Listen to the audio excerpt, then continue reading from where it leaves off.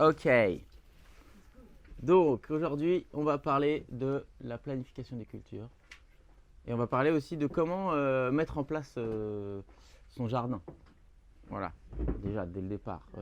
Ouais, par où on commence. Alors, donc, ça c'est pour reprendre un peu la base de la base. Bon, ça c'est les cours d'avant qu'on a déjà fait. Mais bon, quand on arrive et qu'on achète un terrain, etc., bah déjà c'est de comprendre son sol. Donc comment on fait le diagnostic de son sol, etc. Donc ça on l'a déjà vu dans d'autres cours, mais on le reverra. Donc voilà, ça, on commence par là et après aussi on réfléchit où est-ce qu'on va mettre notre potager idéalement. Donc là il y a plein de critères qu'on peut prendre en compte. Et il y a aussi du coup l'autre aspect, c'est bien comprendre comment nos plantes elles vont fonctionner. Donc pour choisir les bonnes plantes en fonction de là où on est, du sol qu'on aura, etc. Bon ça c'est d'autres cours, mais voilà. Donc on dit que ça, en gros, on l'a déjà un peu vu. On a compris ça. Alors, donc voilà, quand on commence, généralement c'est un peu la panique, parce qu'on a plein de questions. Et souvent, il y a des gens, ils viennent d'acheter une maison ou un terrain, et puis ils viennent, ils me disent ah ouais, j'ai un terrain, je voudrais planter des tomates, tout ça, etc. Et ils sont complètement chauds patates. Et puis je leur demande d'accord, mais il va être où le potager? Ah, mais je sais pas encore. Ah, d'accord, mais il est comment le sol? Ah, ben je sais pas, il y a de l'herbe. Enfin, ouais, donc, ouais, souvent on est un peu excité, on prend pas les choses dans l'ordre, quoi. Mais bon, voilà. Donc du coup, voilà, on se demande plein de trucs. Quelle surface je vais cultiver? Alors déjà, les gens, ils achètent un terrain. Déjà, on veut souvent acheter un grand terrain. Parce qu'on se dit, avec un grand terrain, on peut faire plein de trucs. Et puis, il y en a, la première année, ils commencent leur potager. Et bam, ils partent sur 600, 800 mètres carrés. Et en fait, il faut une année comme ça. Et ils abandonnent après le potager. Ils disent, finalement, je vais acheter les légumes chez le maraîcher du coin. Ça sera plus simple. Donc, voilà. Donc, toutes ces questions-là, on va un peu les balayer. Voilà, est-ce que je dois labourer? Est-ce que je dois travailler mon sol? Est-ce que je... Donc voilà, c'est un peu la panique. Ah, j'avais fait des belles animations là. C'est du vécu, ça. Ah bah ouais, mais on passe tous par là, hein. Et puis en fait, à tout le monde, hein, à chaque fois, c'est toujours le même processus, tu sais. Donc du coup, voilà, déjà comment on fait? Donc déjà, il faut se poser les bonnes questions. Donc déjà, c'est dimensionner son projet. En gros, c'est se demander, ok, j'ai un terrain, j'ai un petit bout de terre, etc. Mais qu'est-ce que je veux en faire, quoi? Si je veux faire juste un petit potager pour avoir quelques herbes aromatiques, ou si c'est un projet pédagogique, ou si je veux vendre mes légumes, ben on va pas approcher la chose de la même façon. Donc ça, c'est la première vraie question à se poser, c'est qu'est-ce que j'ai envie de faire? Pourquoi je veux faire ce que je veux faire? Et ça, souvent, on ne se la pose pas bien, cette question. Pareil, si on veut planter des arbres, etc. Enfin voilà, on est tellement en manque de terrain, de nature, etc. que quand on en a un, souvent on a envie de tout faire. Et puis parce qu'on a regardé plein de vidéos sur internet, alors on se dit ah ouais, je vais faire un potager, puis je vais tester ça, puis je vais faire des buts, et puis je vais planter des arbres, et puis wow, ok, d'accord, mais du coup si tu fais tout ça, c'est pourquoi? C'est t'as envie de te nourrir, t'as envie d'en faire un lieu accessible, et ça c'est la vraie question de base. Combien de temps tu vas passer dans ton jardin? Est-ce que tu as 2 heures à consacrer par semaine parce qu'à côté tu bosses? Ou est-ce que là en fait non c'est cool, tu es à mi-temps ou tu es même là tu es entre deux donc tu vas avoir plein de temps? Ça c'est les vraies questions parce que c'est ça qui va déterminer ce qu'on va faire derrière. Bah ouais, c'est savoir ses besoins, ouais, et comment on va y répondre. Et donc du coup c'est le temps, l'argent, l'espace. Donc voilà, ça peut être un petit potager pour la famille. Donc ça, du coup, si tu fais un potager déjà de 100 mètres carrés, ça peut être très bien. Tu vois, pour aller dans le jardin avec les enfants, faire sortir quelques petits légumes, mais c'est tout, quoi. Si tu veux faire un truc pédagogique comme nous, tu vas pas réfléchir les espaces de la même façon. Ça va être peut-être plus ou moins grand. Tu vas avoir des animaux ou pas, etc. Toutes ces questions. Et puis voilà, si tu veux faire vraiment du maraîchage, bon là, tu vas pas organiser ton jardin pareil, hein. Nous, tu vois, si on voulait faire du maraîchage, et le jardin, on ferait pas des petites planches comme ça qui s'enherbent gentiment et qui, enfin non, on ferait autrement quoi. Sinon, tu t'en sors pas quoi. Donc voilà, ça c'est vraiment pour commencer un peu à se poser des questions. Et si on a zéro expérience de potager, le mieux c'est de commencer par le plus simple. Donc ça peut être une planche de culture ou peut-être 2 planches de culture. Donc nous, une planche de culture, le standard hein, chez nous, c'est un peu 1 mètre de large, 10 mètres de long. C'est pas mal. C'est ni trop long, ni trop large. En gros, on peut à peu près l'enjamber. Sauf si on a des petites jambes, parce qu'on ne veut pas marcher dedans. Et puis 10 mètres de long, on peut les contourner assez facilement. Voilà. Nous, dans le jardin, c'est le standard qu'on a. Donc chaque jardin, jardin 1, jardin 2, etc., généralement, il y a 2 rangées de 10 planches. Donc elles font toutes 10 mètres de long, 1 mètre de large. Donc voilà. Donc ça, c'est pas mal pour commencer parce que là-dessus, on peut déjà s'amuser à planifier, à avoir plusieurs cultures, plusieurs familles de légumes, etc., quoi. Donc tout ce qu'on va voir là pendant le cours, on peut déjà l'appliquer sur 20 mètres carrés. Une fois qu'on a bien maîtrisé 20 mètres carrés, ben on peut doubler ou multiplier, etc., quoi. Et voilà, on agrandit au fur et à mesure. Et donc, par exemple, là, c'est pour se donner une notion de temps, mais 100 mètres carrés, c'est à peu près 2 heures par jour. Donc, ça veut dire que si on bosse que le week-end dans le jardin, c'est-à-dire que dans le week-end, voilà, on va passer quand même 2 fois 7 heures. Enfin, on va passer le week-end dans le jardin, quoi, quasiment. Hein. Donc, s'il y a les enfants, plus tout le reste, faire les courses, etc., bon, voilà, on réfléchit. Ouais. Donc c'est sûr, après c'est comme le brossage de dents. Hein. Si on fait un peu tous les jours, c'est plus facile que si on le fait une fois bien dans la semaine, quoi. Ouais. C'est pas la même efficacité non plus. Voilà. Et donc voilà, c'est vraiment des exemples pour vraiment, parce que ça c'est une question qui vient souvent. Ouais, si je veux vivre de mon potager, il faut quelle surface est-ce qu'avec 400 mètres carrés, je peux être autosuffisant? Souvent ces questions-là. Donc déjà, la première réponse qu'on donne tout le temps, c'est ça dépend. Voilà, c'est la réponse qui est nulle, mais qui est vraiment voilà. Parce que ça dépend de ce qu'on mange. Et ça dépend de ce qu'on veut sortir de notre jardin. Quand on voit aujourd'hui, si on veut acheter du riz ou des pâtes ou des trucs comme ça, dans le commerce, en fait, il y a accès à des produits comme ça de très bonne qualité et qui sont pas trop chers non plus. Ah, tiens, faut ouvrir. Donc, on va pas s'amuser à faire ce genre de culture dès le départ parce que ça n'a aucun intérêt.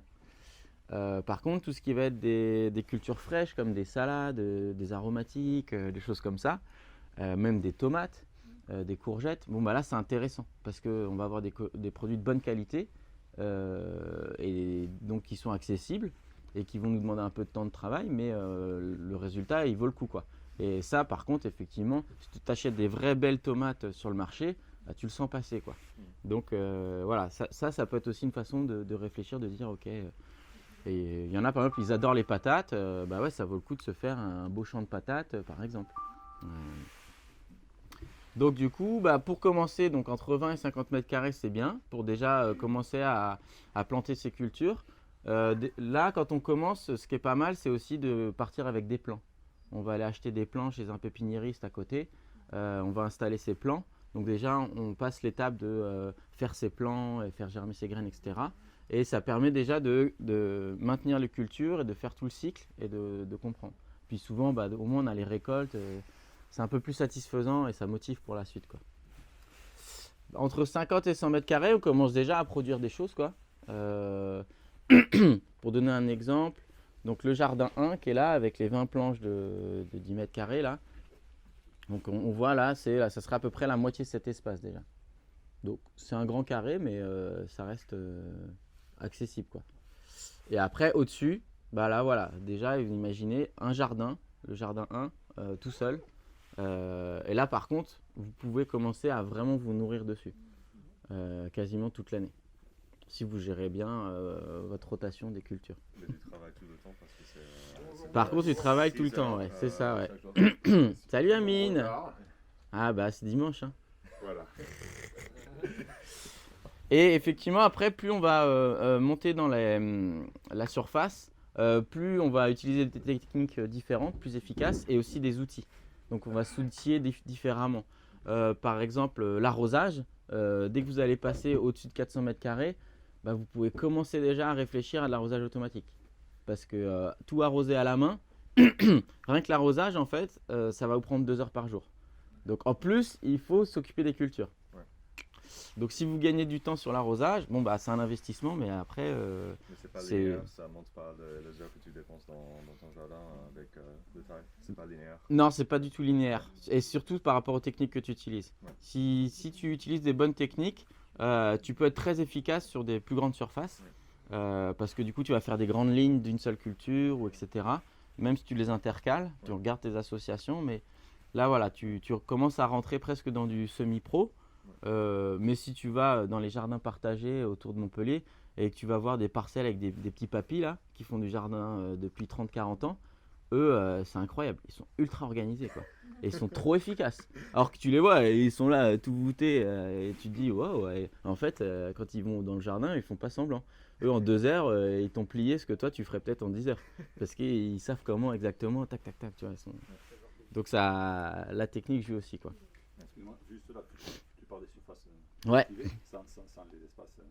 Et là, combien on a nous, d'espaces cultivés En tout, on a 2000 m² de potager de surface utile, ouais. Mais en comptant toutes les allées et compagnie. Là, on compte les allées, ouais. Si Ouais. tu t'enlèves les allées, il y a 1600 m². Ah. Ouais, ce qui est déjà balèze, hein. Et on compte pas le bout là-bas. Il y a pas le jardin forêt dedans. Non. D'accord. 1600, c'est ce qu'on a là. C'est jardin 1, 2, le mandala, et puis le jardin 3, 4, là, avec les quelques planches qu'il y a, ouais. D'accord. Donc là, 300 à 800, donc c'est le double de 800. Parce qu'on Ouais.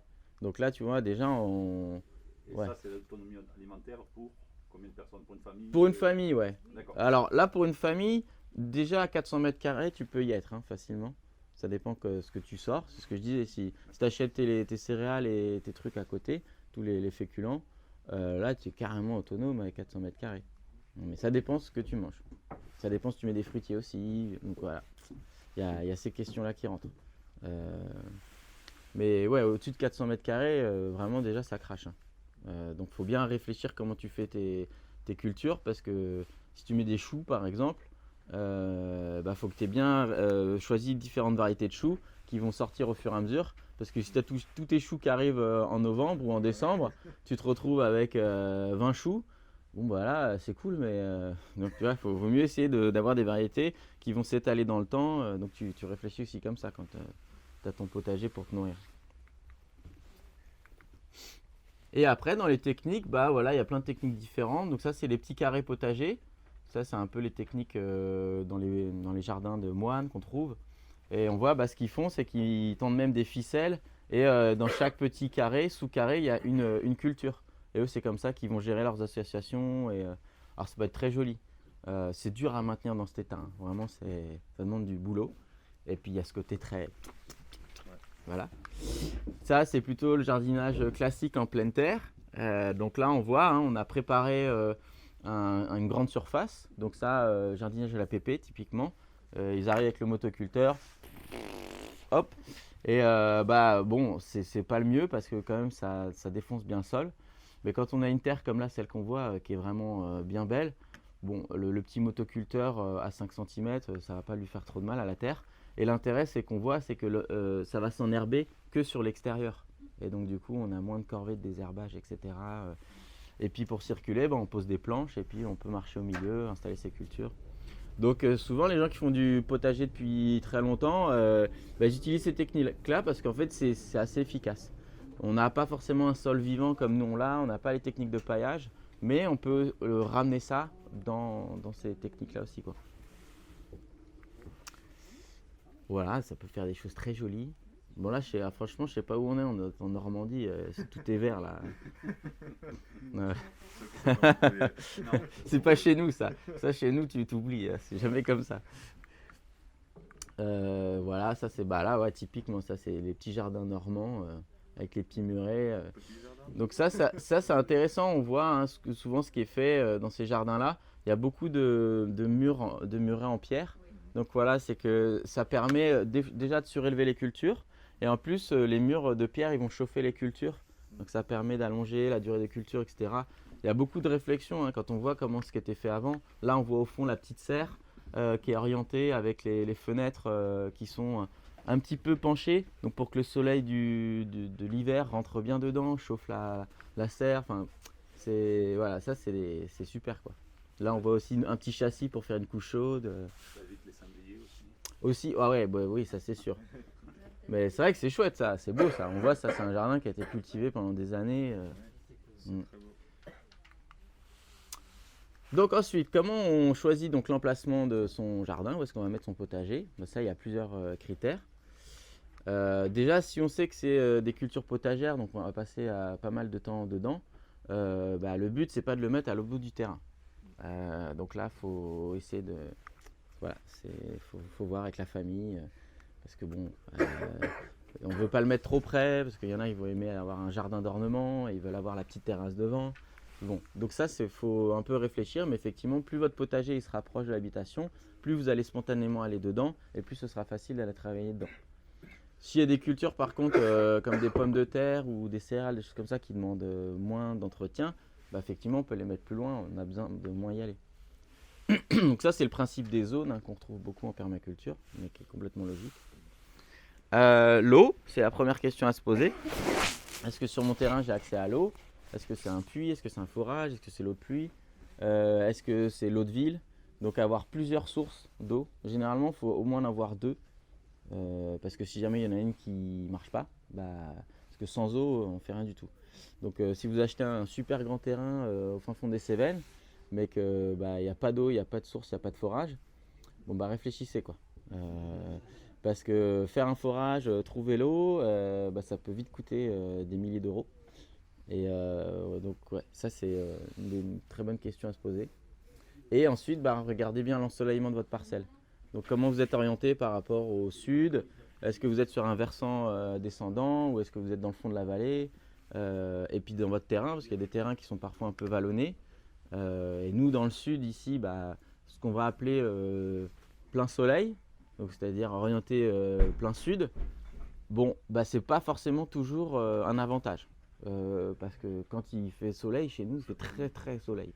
Donc pourquoi pas des fois avoir, si on a sa maison et que notre potager il est plutôt sur le côté de la maison, orienté peut-être sud-est, etc. On a le soleil levant, c'est pas mal, et on n'a pas le soleil qui tape très fort du couchant. Ça peut être intéressant. Donc ça c'est en fonction de là où on est aussi, il faut réfléchir. Et ensuite, ça c'est tout bon jardinier, voilà, pour être efficace et pas subir son jardin, c'est bien planifier et avoir vraiment un cahier de jardin, être discipliné un peu. Alors ça, c'est très dur à apprendre et au début on n'a pas envie de le faire. Donc c'est pour ça que quand on commence sur une petite surface, c'est plus facile parce qu'on se laisse moins dépasser. Et au fur et à mesure, on peut agrandir, rajouter d'autres variétés et d'autres plantes, etc. Et on rajoute de la complexité. Et après, on peut penser à planter avec la lune et puis faire des trucs et des... Voilà, Le produit minimum viable. Voilà, c'est exactement, c'est ça. Et les rotations, tu peux en fait les faire sur 20 mètres carrés. Après, en fait, tu peux les étendre sur 400 mètres carrés, voire même plus. La logique, une fois que tu l'as compris, c'est bien. Parce que souvent, ce qui se passe, c'est que les gens, ils ont un petit espace de culture et ils adorent les tomates. Et qu'est-ce qu'ils font? Première année, toute la surface, pouf, ils mettent des tomates.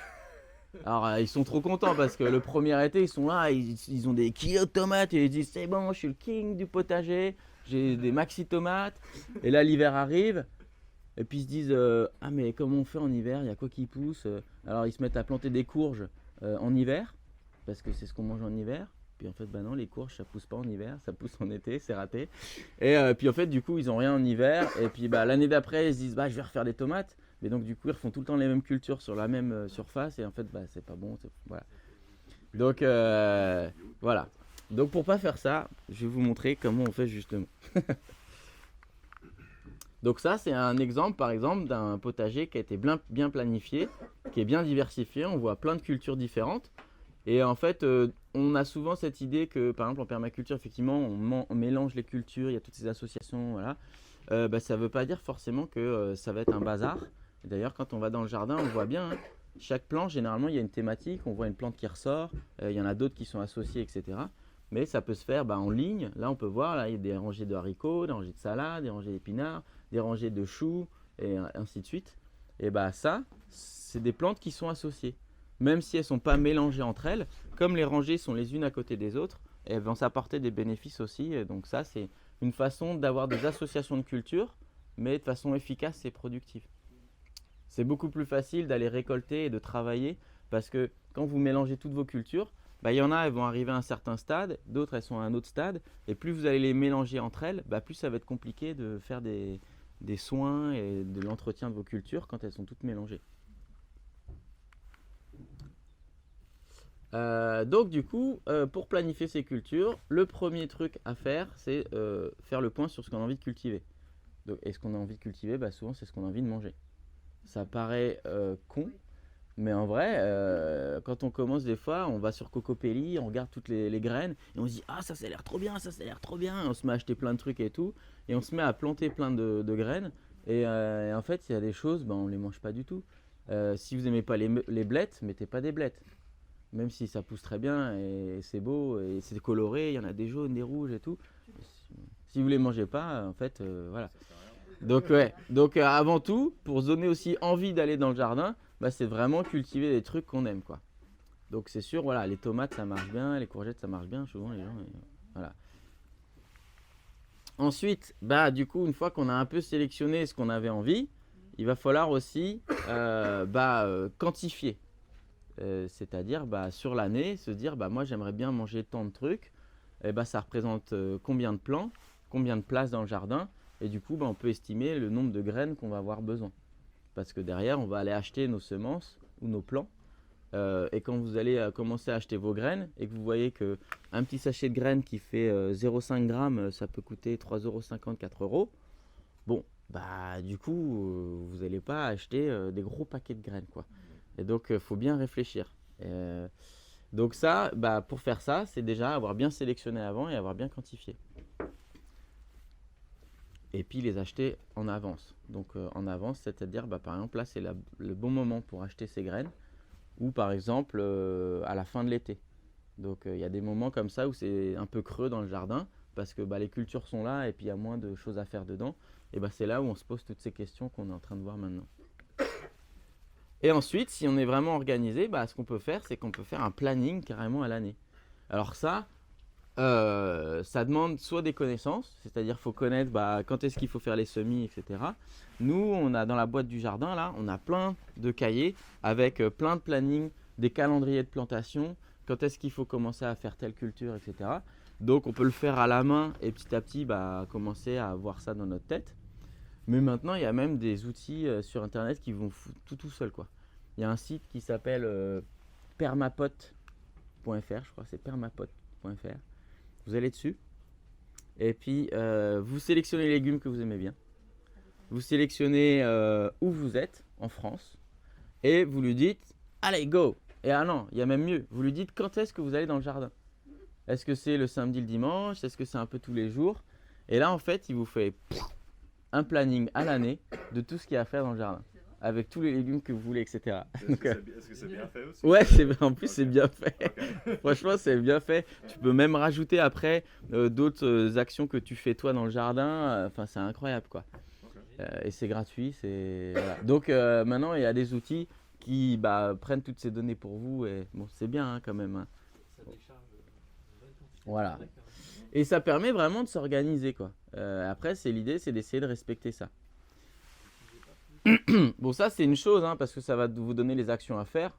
Par contre, le truc, il ne sait pas où sont vos légumes dans le jardin. Donc ça aussi, il faut faire cet exercice-là, faire son plan, tout ça, on va le voir, c'est nécessaire. Et puis ensuite, c'est commencer à faire ses semis, ses plantations. C'est-à-dire que si vous avez bien choisi, fait vos graines, vous avez bien organisé, vous savez qu'effectivement, à partir de janvier peut-être, il va falloir commencer à faire vos semis de fèves, peut-être de salades, etc. Et puis, vous savez que dans un mois, il faudra les mettre en pleine terre. Donc, du coup, ça vous permet d'organiser tous les petits travaux qu'il y a à faire en parallèle dans le jardin. Parce que être dans le jardin, c'est pas forcément être physiquement dans le jardin à tripoter les plantes. En fait, faire le jardin, c'est aussi faire les semis au bon moment, transplanter les plantes, les rempoter, etc. quoi. Donc par exemple, ça c'est le plan qu'on a nous aujourd'hui du jardin. Bon, il a un petit peu évolué, je pense. Il faudrait qu'on le reprenne. C'est pas le dernier, mais ça donne une idée un peu. Et puis on voit, toutes nos planches, elles ont un nom. Donc il y a le jardin 1. Donc si on dit J1, P6, allez planter des salades, bah paf, on sait ce qu'il faut aller faire. Donc ça, un plan de jardin, ça permet vraiment de bien s'organiser. Donc quand on va installer son espace de culture, bah, c'est bien de commencer à dessiner et commencer aussi à placer les cultures dessus, se rendre compte de la place que ça va prendre, etc. Parce que par exemple, si vous voulez faire des courgettes, bon, bah, une courgette, faut savoir que ça prend 1 m². Donc si vous avez quantifié que pendant l'été, vous avez envie de manger par exemple, je sais pas, 3 courgettes par semaine, bon bah vous réfléchissez, ok, c'est quoi les rendements de mes plants de courgettes? Donc du coup, ça veut dire que pour que j'en ai 3 par semaine, ça va me demander d'avoir tant de plants.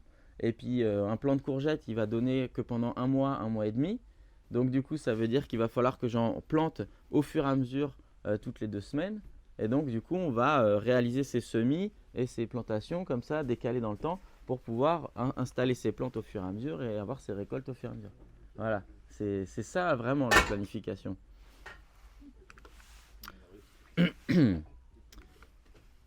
Euh,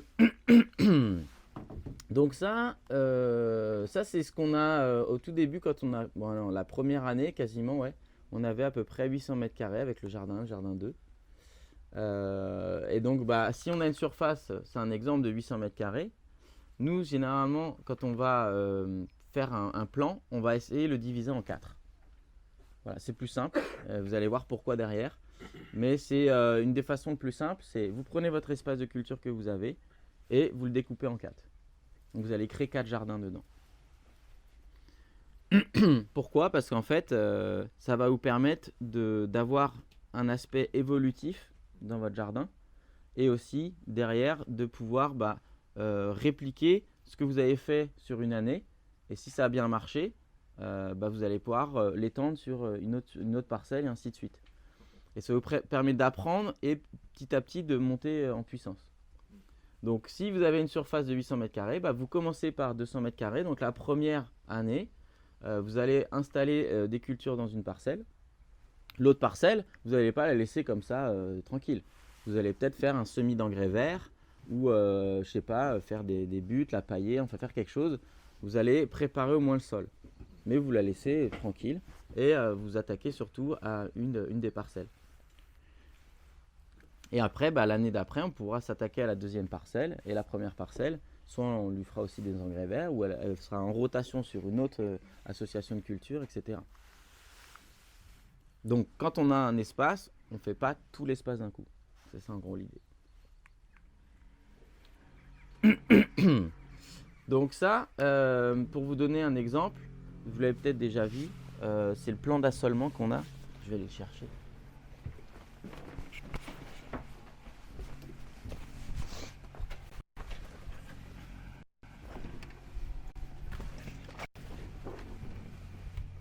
Hop. Donc ça, c'est un jardin. Donc ça, c'est le jardin 1 par exemple. Donc ça, c'était celui de automne-hiver. Donc ça, c'est la planification qu'on a fait à la fin de l'été. Donc du coup, sur ce plan, donc, on a le plan de masse avec chaque planche. Et dessus, on voit il y a différentes couleurs. Ça, c'est les familles de légumes que nous, on utilise. Et si on rentre dans le détail, on va avoir une culture principale et des plantes qui sont associées. Donc on part en fait d'abord du global. Donc là ici, le global dans une planification, ça va être déjà la famille de légumes. Donc nous, on la repère très vite avec la couleur des planches. Ensuite, dedans, on va rentrer sur la culture dominante, celle qui va être en place et qui va nous intéresser le plus dans cette planche. Donc qui répond à la famille, à la couleur. Et ensuite, on va associer ce qui va avec. Voilà. Et donc pour faire cet exercice, pour déjà choisir la famille de légumes, c'est-à-dire qu'en amont, on a déjà quantifié quelle quantité de légumes on voulait manger à peu près de chaque famille, etc. Et donc ça a déterminé cette répartition. Bon, ça c'est un jardin. Nous, on a à peu près 4 jardins. Donc du coup, là, par exemple, on peut voir sur ce jardin-là, ce qui était très dominant, c'est les légumes racines et les légumes feuilles. Ça, c'est un classique de toute façon en hiver. Mais comme il y a une rotation, tous les ans, ça ne va pas être la même chose. Donc là, la planche qui est en légumes racines, l'année d'après, elle ne sera pas en légumes racines. Elle sera sûrement en légumes feuilles ou autre chose, quoi. Et donc dans tous les cas, on essaye d'avoir cette vision on part d'une vision globale et on rentre petit à petit dans les détails. Parce que souvent on a tendance à se dire ok, je veux planter des tomates, on file chez Cocopelli, on regarde toutes les variétés de tomates qui ont l'air trop bien, etc. Et on se retrouve avec 15 variétés de tomates et on se dit bah je vais mettre toutes mes tomates là-dedans et en fait on n'a pas réfléchi. Ah oui mais d'accord, je vais d'abord faire un espace là où je vais peut-être mettre mes légumes fruits, donc dont mes tomates, mais aussi un espace avec mes légumes racines, ainsi de suite. Et après on rentre dedans au fur et à mesure. Quand tu dis une planche, mettons dominante, légumes racines, Ouais, ça veut dire qu'en dominante, tu vas mettre des pommes de terre, par exemple. non. Les pommes de terre, elles sont à part chez nous. D'accord. Légumes racines, ça va être par exemple des navets, ça va être D'accord. des radis noirs, D'accord. Donc Ouais. ça veut dire dominante. Des c'est- carottes. C'est majoritairement des navets, par exemple, sur une planche. Voilà. Bah, Et- par exemple, et- ouais, c'est ça. et parce qu'après, on associe trois variétés. Jusqu'à 3 nous. Ouais, c'est ce Et les qu'on. deux autres, ça peut être des fruits ou des. Ça peut être, non, ça peut être ce qui pousse bien avec. Souvent, il y a beaucoup de légumes qu'on appelle nous bouche-trous. Donc ça peut être des radis, ça peut être des salades, la roquette, des trucs comme ça. D'accord, mais c'est pas que du dominant, quoi. Non, Si ah tu as non, du non, ouais. dominant racine, tu peux avoir des feuilles. Tu peux, après c'est ce que je disais, c'est que si au sein de ta famille, tu vas mettre plusieurs variétés sur la même planche, tu complexifies déjà le truc. Mm. Alors si tu fais des lignes, tu peux mettre plusieurs variétés de navets, ok, pourquoi pas, parce qu'ils vont pas trop se gêner. Mais si tu commences à interplanter les variétés des différents navets que tu as peut-être des navets qui vont sortir à un moment, d'autres un plus tard, etc. Quand tu es dans un potager collectif comme le nôtre, ça va aussi complexifier la lecture. Et du coup, les gens ne vont pas savoir quoi ramasser, quand, comment. Alors que si tu as vraiment un légume et une variété qui dominent, bah, c'est plus facile de se dire « Ah ok, dans cette planche, je sais qu'il y a ces légumes-là. » Quand ils arrivent à terme, bah, c'est plus facile de venir les récolter. Il y a ça en jeu. Comment tu choisis ta variété Comment tu sais qu'il Eh ben, par exemple, là, on a par exemple, quand on a fait le bilan à la fin de l'été, on a fait, il y avait des planches qui étaient en légumes fruits, d'autres en légumes feuilles, machin, etc. On a fait la rotation, on s'est retrouvé avec nos couleurs de famille de légumes. Et après, on a choisi. Donc sur la première, là, par exemple, ils ont choisi de mettre des navets jaunes. Là, en dessous, il y a la deuxième, il y a aussi des navets jaunes avec des laitues. En dessous, c'était les carottes. Sur ces planches-là, c'était des carottes. De l'autre côté, ici, on avait des navets noirs qui étaient avec de l'ail et ainsi de suite. David, en soi, il n'y a pas de variété dominante. C'est toi qui choisis, le ouais. mot dominant, c'est en fait ce que tu vas planter en majorité. C'est ça. C'est ça En tout cas, c'est la culture C'est la qui priorité. t'intéresse et qui est en lien avec la famille de la. Voilà. C'est- Non, non, ouais. C'est Quand on priorité, dit, c'est voilà, pas c'est dominant. quand. Ouais, c'est. Dans le C'est sens lequel où- tu veux faire dominer. Voilà, ouais. Ok. Parce que les autres cultures, on va dire, c'est des cultures auxiliaires, Ouais, ok. annexes ou compagnes, D'accord. voilà, qui vont s'associer avec. Mais. Et ouais, parce qu'il y a aussi une autre notion, c'est la taille des cultures. Oui, ça, on va le voir après. Ouais. D'accord. Et Ouais, ouais. La domination, c'est pas la taille. Donc, à la limite, on peut Ça, avoir des tomates ouais. qui sont grandes, mais qui sont minoritaires, qui sont bouche-trous. Non, quand même. Non, généralement, ouais, En tous les. général, la Ouais, dominante, c'est quand ça. même la plus grande. Parce que là, si tu as des tomates, tu es sur une planche à légumes fruits. A priori. D'accord. Et ça, on va le voir après justement. Quels sont les critères et comment on choisit ça? Pourquoi on associe les plantes entre elles? C'est ça la subtilité derrière. Donc, c'est quoi la rotation culturale? En fait, c'est l'idée, c'est qu'au lieu de mettre tout le temps des tomates au même endroit, le problème, c'est que si on fait ça, on va favoriser l'apparition de maladies. On va épuiser les sols parce qu'on va utiliser tout le temps les mêmes nutriments. Et donc, au final, on va créer des problèmes. C'est ça.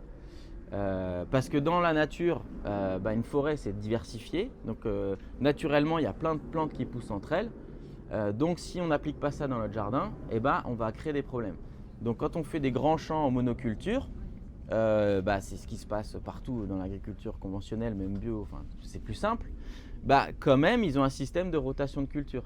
Donc, historiquement, si on regarde, il y a un siècle, 2 siècles, même avant, ils avaient des plans sur 5 années, sur 6 années, etc., où ils faisaient tourner différentes cultures.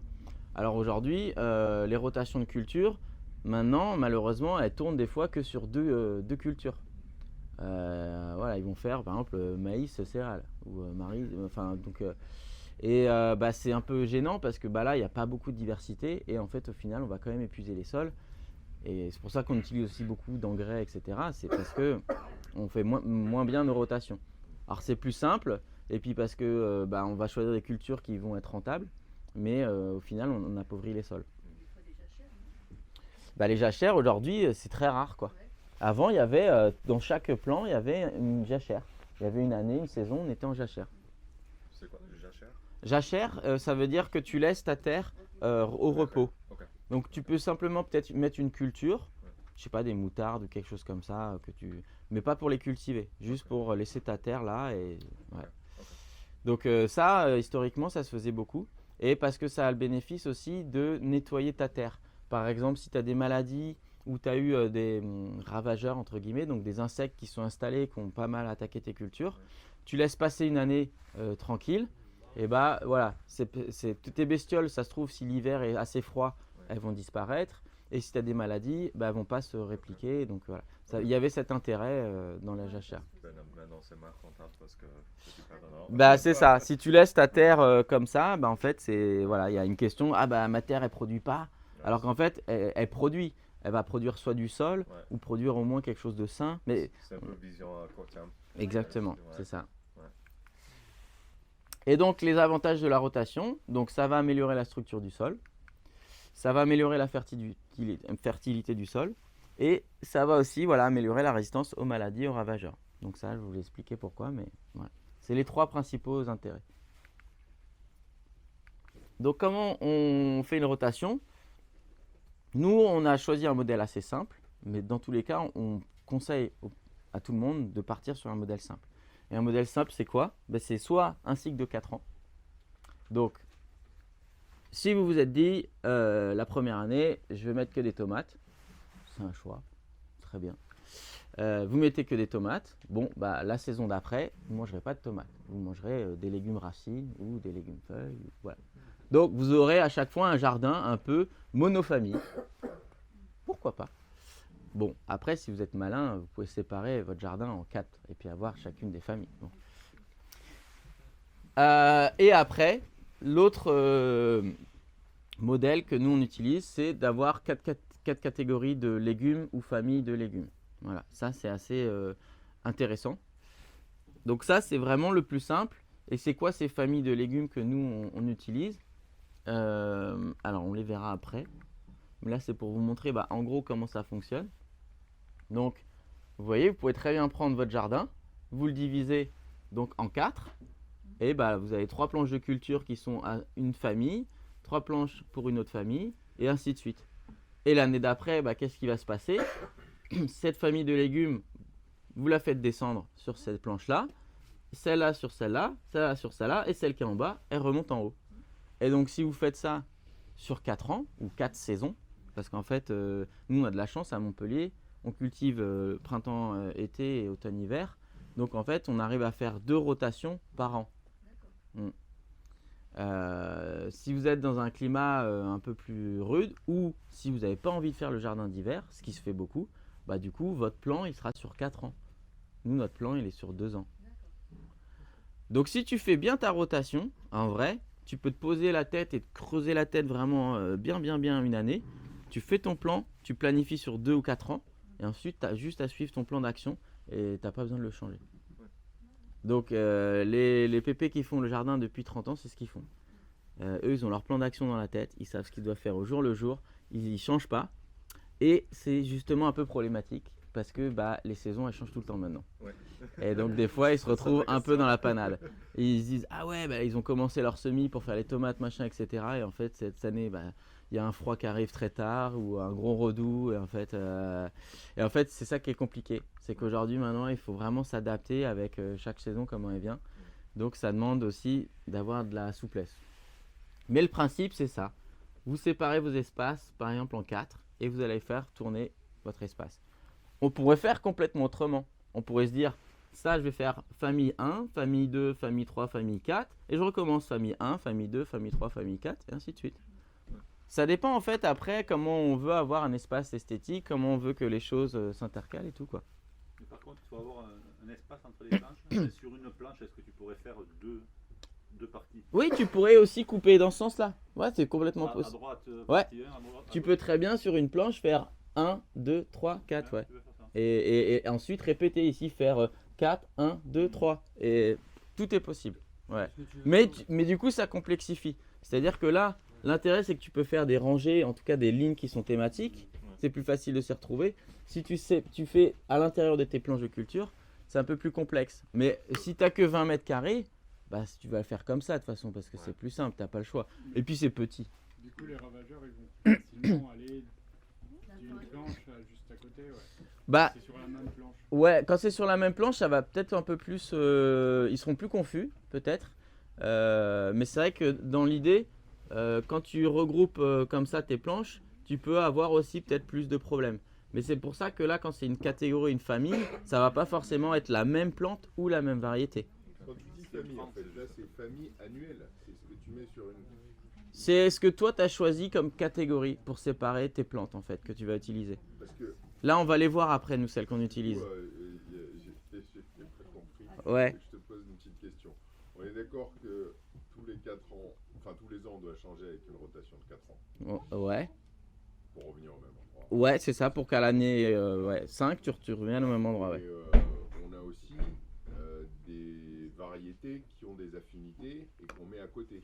Oui, Et du coup, famille, c'est quoi? c'est pour ça que je disais famille de plantes dominantes. C'est ça, c'est la thématique, donc la famille de légumes, c'est elle qui va donner le ton un peu et qui va le plus utiliser les nutriments ou avoir tu vois, l'effet sur cette planche-là. Et les plantes que tu vas associer avec, finalement, elles vont avoir peu d'effet là-dessus. Donc en fait, l'association, c'est planche par planche et c'est pas une planche à côté d'une autre. Non, ouais, c'est planche par planche, ouais, au sein d'une même planche, ouais.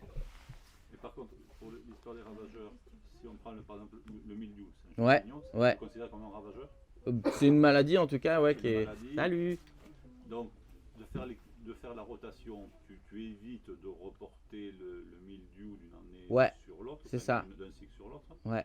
Mais par contre, si tu l'as juste une planche en dessus de l'autre, quoi, enfin, très proche, je veux dire. Hein. Ouais. Le mildiou, il va quand même se déplacer. Ça peut. Après, si ça c'est. Et là, il faut que tu imagines, ça c'est un espace de culture dans ton jardin. C'est-à-dire que ça c'est une parcelle. Et comme j'ai dit tout à l'heure, c'est bien de couper aussi son jardin en plusieurs parcelles. Donc ça c'est ta première parcelle, tu en as une deuxième à côté, une troisième, une quatrième. Donc peut-être tu mets tes tomates là, mais dans ton autre parcelle, tes tomates elles vont être en bas. Donc même si ça se fait manger par le mildiou, ça se trouve ces tomates là elles vont pas être affectées. Tu vois, c'est aussi ça l'idée. C'est que tu as quand même plusieurs zones, tu mets pas tous tes œufs dans le même panier quoi. Si mettons tu as eu le mildiou sur la première zone, la première Année, c'est pas grave. La deuxième année, tu vas plutôt le mettre même le plus loin possible, non? Non, parce que la deuxième année, c'est cette famille-là qui va arriver là. Oui, Et du là- coup, elle, bah, tu Ah peux non, mais je veux oui, dire, tu t'as peux, oui, intérêt oui, à éloigner le plus possible. tu peux choisir ça. Mais là, tu vas peut-être complexifier, mais oui, tu peux très bien dire, plutôt que je décale d'un J'ai eu cran, une je peux, attaque- j'ai eu une je peux, attaque de je ça. peux décaler de, je saute un, Voilà, ouais, c'est ce que je veux par dire. exemple. Il vaut mieux éloigner. Ça- Maladie. Ça peut être, Oui, c'est une ouais, maladie, ouais, quoi, ça peut être une façon de réfléchir aussi, ouais. Et donc c'est quoi alors les familles? Donc nous les familles qu'on utilise, c'est légumes fruits, légumes feuilles, légumes racines et légumineuses en gros. C'est légumes graines, mais souvent c'est des légumineuses. Donc les légumes graines, c'est les légumes, on mange les graines. Donc les petits pois, tout ça, les haricots quoi. Faut connaître qui appartient à qui. Voilà, donc après les familles qui rentrent là-dedans, bah, dans les légumes fruits, c'est surtout des solanacées, des cucurbitacées. Et là, il y a des exemples. Donc, bon, ça, c'est tous les légumes de l'été, hein, on les connaît bien. Hein. C'est les courgettes, toutes les courges, etc. Donc ça, c'est les cucurbitacées. Les solanacées, donc c'est ces fleurs qui font ces plantes qui font des fleurs en forme de soleil. Et dedans, on va trouver les aubergines, les tomates, les piments, tous ces trucs-là. Donc ça, c'est ce que nous, on appelle les légumes fruits. Les légumes fruits, c'est les légumes gourmands. Ils vont consommer beaucoup de nutriments dans le sol. Donc ça, c'est les cultures qui vont, entre guillemets, nous poser le plus de problèmes. Parce que c'est elles qui vont être les plus gourmandes et qui potentiellement aussi ont le plus de maladies. Donc voilà. Ensuite, on a dans les légumes feuilles plusieurs familles qu'on peut mettre dedans. c'est tout ce qui est astéracées, chénopodiacées et brassicacées. Alors les astéracées, c'est quoi? C'est des plantes qui font des fleurs en étoile, un peu comme les tournesols par exemple. Donc dedans, on va avoir les artichauts, les cardons, les chicorées, il y a toutes les laitues, les pissenlits, les topinambours, les tournesols, on peut les mettre dedans. Hein. Bon, sauf que bon, les tournesols, on mange pas trop les feuilles parce qu'elles sont pas bonnes, quoi. Et voilà. J'ai essayé. Mais ça fait partie de cette famille-là, quoi. Voilà. Qu'est-ce qu'il a pas essayé? Donc tout ça, nous, on les considère comme des légumes-feuilles. Les brassicacées, c'est tout ce qui va être les plantes qui ont des feuilles qui sont fortes, qui ont du goût. Donc il y a les choux, la roquette, la moutarde, tous ces trucs-là. Avant, on appelait ça les crucifères parce que leurs fleurs, elles ont une forme en croix. Voilà. Donc ça pousse très bien en hiver chez nous. Dans le reste de la France, ça peut pousser toute l'année. Nous, on fait pas de choux en été. Ça marche pas. Les choux en été, vous essayez une année, puis vous vous rendez compte, ah oui, non, en fait, ici, ça marche pas. Donc la première année, on a essayé. Les pauvres, ils se faisaient déglinguer par les punaises. Et on s'est rendu compte que, bah non, en fait, dans le sud, les choux, c'est pas l'été. Ça marche pas. Donc voilà, il y a aussi les navets, les radis, il y a ces choses-là, ouais, qui rentrent dedans. Ah oui, j'aurais dit que c'était racine. Et ben en fait, ceux-là, ils peuvent être effectivement racines aussi. Mais ils font partie de la famille des brassicacées. T'as des familles, au sein de ces familles, tu as des plantes qui peuvent rentrer quand même aussi dans les légumes racines, quoi. C'est pour ça que de toute façon, ces répartitions, c'est un choix hein, après que nous on fait. D'accord. C'est arbitraire en fait, il n'y a pas de règle vraiment. Et dans les chénopodiacées, on va retrouver tout ce qui est de la famille des betteraves, des bêtes, des blettes. Tout ça, c'est les mêmes bestioles en fait. Les épinards, tous ces trucs-là. Les poirées vertes, voilà. Dans les légumes racines, on va aussi trouver une solanacée qu'on connaît bien, c'est la pomme de terre.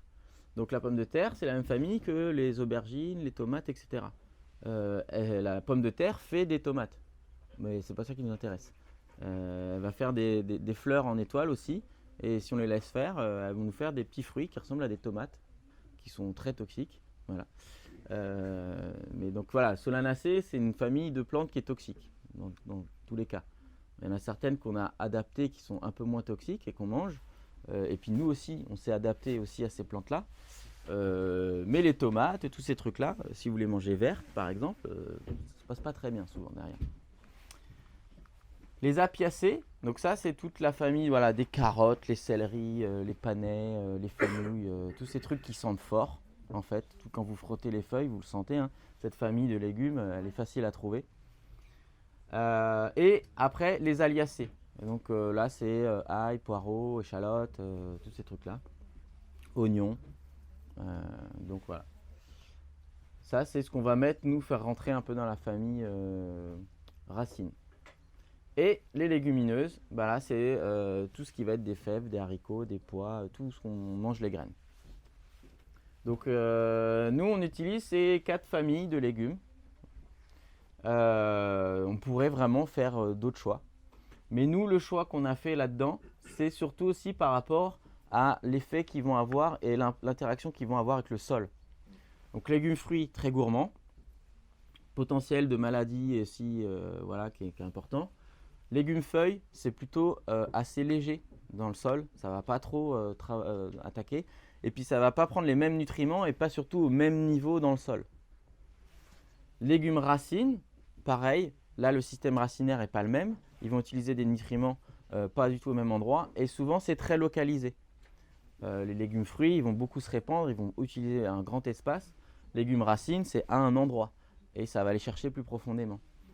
Et les légumes graines, bah, ils ont la faculté de soit avoir un bilan zéro, c'est-à-dire qu'ils ne vont pas toucher à votre sol parce qu'en fait ils produisent eux-mêmes leur engrais. Donc les légumineuses, ce n'est pas une famille de plantes, c'est une fonction. C'est-à-dire que c'est des plantes qui ont la faculté de faire une symbiose avec une bactérie, le rhizobium. Et donc elles vont être capables d'absorber l'azote qui est dans l'air et de l'utiliser au niveau des racines. Il y a des petits nodules qui se créent et c'est un échange. Les bactéries elles vont utiliser cet azote de l'air pour faire de l'azote qui est consommable par la plante et c'est un échange. La plante elle va héberger ces bactéries et en échange elle leur file des sucres. Donc là, c'est un échange 50-50. Et ça permet à ces plantes de pousser sur des sols tout pourris.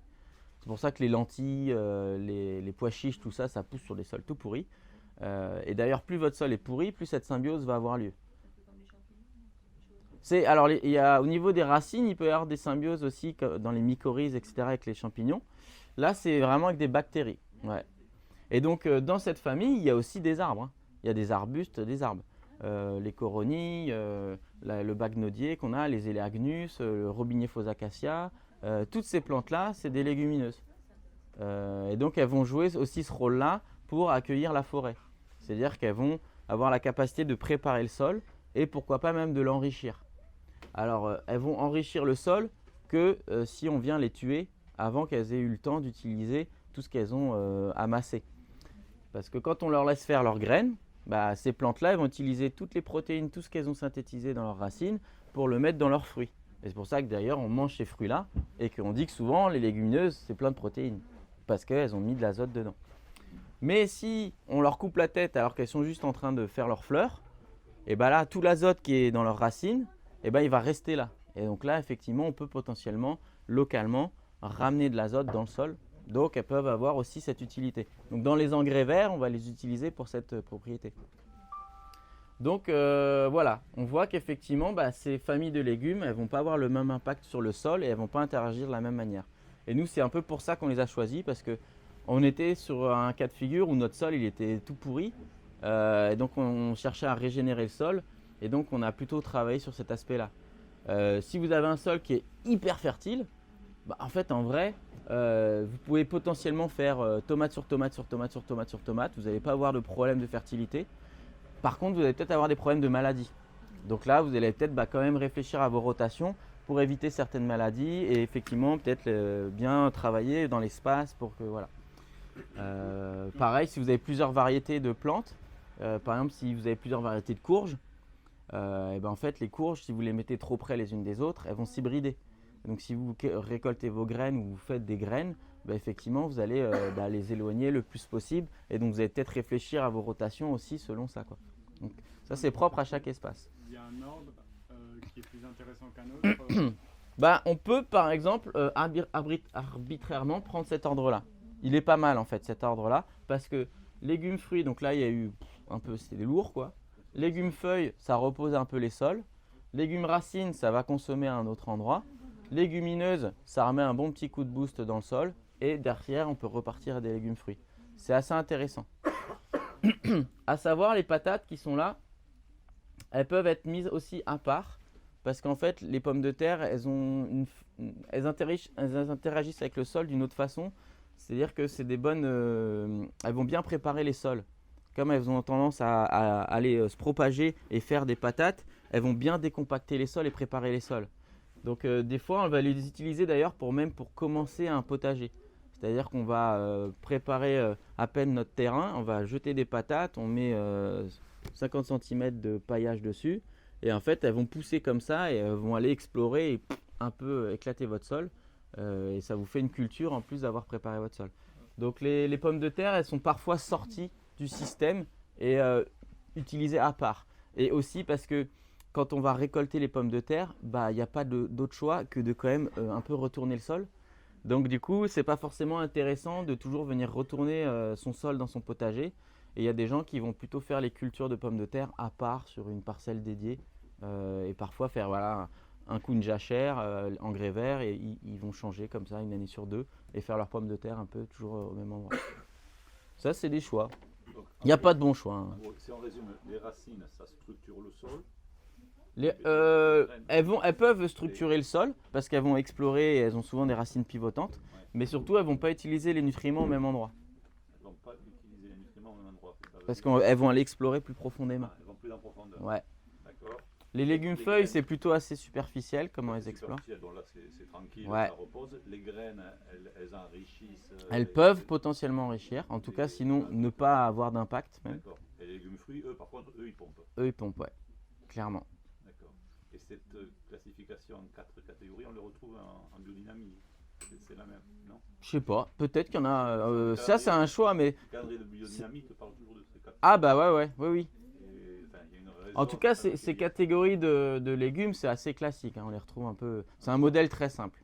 D'accord. Et qui a le mérite d'être parlant, parce que légumes fruits, bah, une fois que tu as compris, les légumes feuilles, bah oui, c'est légumes, tu manges les feuilles. Bon, bah, facile. Légumes racines, c'est légumes, tu manges les racines. C'est facile, du coup, tu n'as Ouais, même mais pas c'est de quand problème. même marrant, c'est par rapport à ce que mange l'homme. Oui. Ah Par bah, rapport à nous, de quand toute même. façon, C'est la quand notion, même marrant, la ça notion correspond de à- légumes, c'est une notion gastronomique. Je suis d'accord. C'est parce que dans les légumes, il y a des fruits, il y a des racines, il y a des Mais hypocotyles, il y a des feuilles. Ces quatre, Ouais. quatre, familles que l'on revoit d'un point de vue humain ont quand même une raison d'être par rapport à ce que tu viens de décrire. Parce que dedans, bah, tu vois, hein, dans la catégorie légumes fruits, tu peux avoir des solanacées là, mais tu vois, les solanacées, tu peux aussi les Oui. retrouver là. Donc, on a quand même réfléchi par rapport au sol et à ce qu'on mange. Mais c'est un truc artificiel. Ça nous convient bien. Voilà. Mais ça interagit bien aussi. Voilà. Que ça, quoi. Ouais. Il y a de l'expérience derrière. Hein. C'est des centaines de générations de paysans. C'est pour la classification de l'humain. Et donc voilà, bah, à quoi ça peut ressembler, bah, voilà, typiquement, on peut prendre arbitrairement cette rotation-là. Légumes fruits, puis légumes racines, légumes feuilles, légumineuses. Voilà. Et des fois, on peut aussi sauter une famille, ça peut arriver, c'est pas forcément trop grave. On fait en fonction aussi. Mais ça donne un modèle simple. Et une fois qu'on a fait bien son plan, et que par exemple, on a fait très scolairement au début, 3 comme ça, 3 comme ça, 3 comme ça, 3 comme ça, et ben on peut se dire l'année d'après, je vais faire mes rotations, et on peut déjà réfléchir à toutes ces associations, tout planifier, ça dépend comment on est. C'est comme la cuisine, hein. Il y en a, ils aiment bien respecter les recettes et livres de recettes, puis il y en a, c'est un peu au doigt mouillé, hop, hop, hop, comme ça. Voilà. Plus on fait au doigt mouillé dans le jardin, plus il faut avoir de connaissances. Voilà, c'est le revers. Et en intercalaire, parfois, on peut faire des engrais verts. Donc ça, c'est un choix qu'on va faire plutôt en fonction de l'état du sol. Quand on fait le bilan humique, c'est-à-dire on va regarder notre sol, à peu près dans quel état il est. Est-ce qu'il est très vivant? Est-ce qu'il a l'air d'avoir beaucoup de matière organique? Et ben en fonction de ça, on peut se dire, on va faire plutôt une culture intercalaire, on va faire des engrais verts. Donc dans le jardin, si vous regardez derrière, les planches où il y a beaucoup de moutarde, donc ça c'est les plantes bien vertes qu'on voit là derrière. En fait, on a fait des mélanges dedans, il y avait sarrasin, moutarde, facélie. C'est 3 plantes différentes, c'est une céréale, une plante couvre-sol et une légumineuse. Et elles vont apporter à la fois structurer le sol, le garder vivant, remonter des nutriments et aussi pourquoi pas les enrichir avec les légumineuses. Et ça, c'est un choix qu'on fait en regardant, on constate à la fin de la saison, on se dit tiens, peut-être cette planche-là, ça pourrait être cool de lui faire une petite saison d'engrais verts. Et en fonction de ça, on va choisir de décaler la rotation des cultures. Et sarrasin, ouais, qu'on a fait là sur ces mélanges-là. Mais il y a plein d'autres mélanges qu'on fait souvent. Bon, on ne veut pas trop parler des engrais verts, mais généralement les engrais verts, voilà, on essaie d'avoir une céréale, une légumineuse et une plante couvre-sol. Les céréales vont travailler le sol, la structure. Les légumineuses vont apporter potentiellement de l'azote, en tout cas rendre le sol bien vivant. Et les couvre-sols, ils vont remonter les nutriments dans leur partie aérienne. Donc si par exemple, vous avez bien travaillé votre sol, il a une fertilité, pendant la saison d'hiver, il va pleuvoir. Donc vos nutriments, si vous les laissez comme ça, votre sol à nu, soit ils vont se faire griller par le soleil, soit ils vont finir par partir avec l'eau, donc c'est la lixiviation.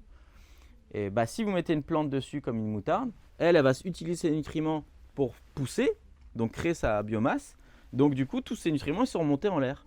Donc quand vous coupez et que vous remettez, vous les relancez, ils sont partis pour un cycle. Voilà, ça c'est l'intérêt aussi de ces plantes-là. Et entre, on peut pourquoi pas aussi ramener des plantes vivaces. Donc là, les plantes vivaces, l'intérêt c'est que c'est des plantes qui ne sont pas annuelles, elles vont rester sur place. Donc là-dedans, dans cette famille, il y a beaucoup d'aromatiques, de plantes médicinales, mais il y a aussi des plantes, il y a des légumes. Voilà, l'asperge par exemple, les blettes. Des blettes, vous pouvez les garder 3-4 ans parfois. L'artichaut, L'artichaut aussi, c'est une vivace. La roquette. Donc la roquette, elle se ressème. Donc la roquette sauvage, par contre, c'est une vivace. Ça, c'est vrai. Mais donc effectivement, il y a des légumes qui sont intéressants et qu'on va pouvoir installer. Et ceux qu'on installe comme ça, souvent, on va essayer de les planter à des endroits stratégiques. Donc soit par exemple en bordure de votre terrain, parce que ça va éviter qu'ils se fassent coloniser par d'autres choses, ou au bout des planches de culture. On peut réfléchir, voilà, faire des petits espaces comme ça. Donc, là, je vais vous parler un peu plus dans le détail de l'intérêt des associations. Alors, le premier point, c'est le plus complexe et je dirais celui sur lequel il faut passer le moins de temps. Voilà. Et c'est pourtant celui qui attire le plus les gens. Voilà. Parce que souvent, quand on parle d'association de culture, les gens tout de suite ils vont vous dire ouais, les plantes, celle-là elle pousse bien avec celle-là parce qu'elles sont copines, parce que puis celle-là elle pousse pas bien ensemble, etc. Et tout. Alors, c'est vrai, mais vraiment dans une moindre mesure. Les plantes, en général, elles vont bien pousser ensemble. C'est rare qu'il y ait des plantes qui se détestent. Hein. Enfin, voilà. C'est un concept un peu humain, en fait. Hein. Enfin, voilà. Le C'est... noyer, quand même, qui est vénère, mais bon. Ouais. Oui, mais le noyer, par exemple, pourquoi il ne pousse pas bien avec ses copains? C'est parce que c'est une plante qui a été importée. C'est une plante qui ne vient pas de chez nous. Et donc, en fait, elle n'a pas encore réussi à créer des connexions avec les plantes et les choses qui poussent chez elle. Ça vient d'Amérique latine. Et donc du coup, il a tendance à la fois faire des exudats qui sont pas très sympathiques pour les plantes autour. Et puis, il va pas non plus trop se mycorhizer, il n'interagit pas avec les plantes autour de lui. Il est un peu tout seul. Alors peut-être c'est pour ça qu'il est pas content. Et là-bas, c'est dommage. Voilà. Et donc voilà, le noyer c'est un exemple de plantes qu'on a importées. Mais des plantes qu'on a importées, il y en a plein. Hein. Oui, voilà. La tomate, les pommes de terre, etc. Donc chez nous au début, ces plantes-là elles marchaient très bien parce que les maladies, les ravageurs qui allaient avec n'étaient pas encore arrivés. Donc on était contents parce qu'on s'en nourrissait bien. Et quand il y a eu le doryphore et puis le mildiou qui sont arrivés, là en Irlande, ça a causé pas mal de dommages, quoi.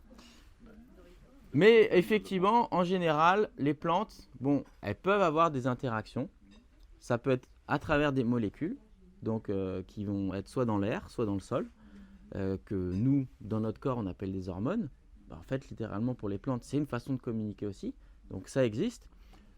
Il n'y a pas beaucoup de recherche dessus, parce que ça, quand même, c'est très fin et on rentre dans des détails profonds. C'est-à-dire que quand vous en êtes à vous poser ces questions-là, c'est-à-dire que j'espère que déjà votre sol il est hyper vivant et fertile. Sinon, il ne faut pas se poser ces questions-là en fait. Voilà. Donc, qu'est-ce qu'il y a qui marche par exemple? Il y a des trucs comme certaines plantes qui vont stimuler la croissance des autres. Donc, un exemple qui a été documenté, qui a été recherché, c'est par exemple les carottes avec le persil qui, si on le met avec les tomates, ça va faire que vos tomates vont être stimulées, elles vont mieux pousser. Voilà. Pourquoi? Ça, je ne saurais pas trop vous l'expliquer, mais je sais qu'il y a des études qui ont été faites dessus. Donc ça a été prouvé. Voilà. Bon, et ça, c'est un peu par expérience. Hein. Il y a plein de gens et plein d'associations, en fonction de là où vous êtes, les petits vieux, vous leur demandez, ils vont vous dire, tiens ça, tu mets ça ensemble et tout, ça se pousse bien. Voilà, ils ont observé, ils ont expérimenté. Ça peut aussi être des plantes qui vont améliorer la digestibilité de certaines autres plantes. Donc ça, c'est un cas avec la courgette. Si vous faites des poireaux et des épinards avec des courgettes, en fait, vos courgettes vont être plus faciles à digérer. Pourquoi, je ne sais pas. Mais voilà. Moi, je vous donne ces informations-là. Voilà. Et ensuite, il y a aussi d'autres plantes qui vont améliorer la qualité gustative. Là, je crois que c'est un exemple avec, ça c'est l'aneth ou le fenouil, je ne sais plus, qui est mis à côté d'autres plantes. Alors là, si vous voulez, il y a des grilles qui existent d'associations de plantes. Vous avez les plantes en haut, les plantes en bas, et puis vous avez des plus, des moins avec chaque plante. Ouais, il y a plein. Alors, vous regardez ces associations-là, souvent, mettez tous les tableaux les uns à côté des autres, ils se contredisent tous les uns les autres. Voilà. Donc, moi, franchement, faites ce que vous voulez. Mais pour moi, on rentre dans le domaine des chapelles, quoi. Tu vois, tu as chaque jardinier qui va dire, il va prêcher pour sa chapelle. Donc, À ton niveau, est-ce que tu as remarqué des choses de cet ordre-là? moi, Dans le- honnêtement, je n'ai pas essayé de perdre trop de temps là-dessus parce que j'ai vu tellement de contradictions que je me suis dit, bon, il y a peut-être un effet, mais ça doit être à la marge. Parce que derrière, les autres effets que je vais vous présenter sont bien plus importants et intéressants. Le premier, c'est par rapport à l'espace et la durée de vos plantations. Ça, c'est un des aspects des associations qui est le plus intéressant. Donc, qu'est-ce que ça veut dire? Il y a des plantes en fait, qui vont avoir un développement assez lent et des plantes qui vont avoir des cycles assez courts. Donc par exemple, si dans le jardin, vous avez une planche légumes-fruits et vous avez décidé de mettre des tomates, bah, vous allez installer vos tomates. Bon, bah, vos tomates, le temps qu'elles se développent et qu'elles fassent 1,50 m, et ben en fait, au pied, vous allez pouvoir mettre des oignons, des salades, du basilic, plein de trucs. Un mois après, vous aurez déjà récolté vos salades. Vous pouvez peut-être même remettre derrière des radis, etc. Et donc, en fait, on va plus réfléchir effectivement dans l'évolution des plantes qui ont un développement assez lent. Pareil avec vos courgettes. Les courgettes, vous les plantez au début, elles sont grandes comme ça, elles sont tous les 1 mètre. On se dit, waouh, c'est ridicule, il n'y a rien qui pousse sur cette plante. Vous mettez des salades et des trucs entre les deux. Le temps que votre courgette se développe, vous avez déjà récolté vos salades. Donc voilà, ça c'est plus des réflexions d'optimisation de l'espace et du temps. Et donc là, vous allez densifier vos cultures en raisonnant plutôt en dynamique de succession de végétaux dans le temps. Ça, c'est plus intéressant. Et il y a aussi les fonctions que vont apporter certaines plantes par rapport aux autres. Ça peut être par exemple sur certaines plantes, donc notamment vos tomates, une fois qu'elles sont développées, vos salades ou vos basilics ou vos oignons qui sont en dessous, ils seront bien contents d'être à l'ombre plutôt qu'être en pleine cagne comme chez nous. Donc ça, c'est une fonction. Par exemple, vous pouvez mettre dans une planche de culture, vous pouvez mettre des tournesols. Les tournesols, ils vont permettre de faire de l'ombrage sur les cultures d'à côté et puis peuvent servir de tuteur à des haricots grimpants.